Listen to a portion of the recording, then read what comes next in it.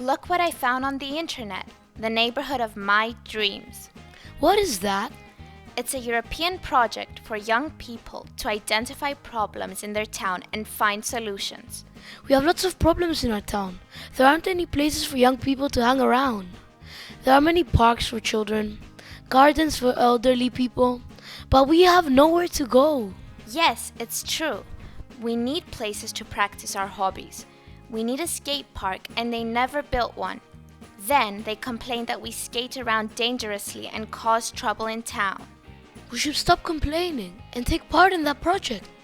In this way, we can try and find a solution to our problem. Let's think about ways in which we can solve it. I know. They could build the skate park near the sports center. There is plenty of space there. It isn't in the city center, but it's easy to access. We should draw a sketch and make a model. Don't you think? That would be great. I can imagine it. Maybe the council will pay more attention to us after participating in this project.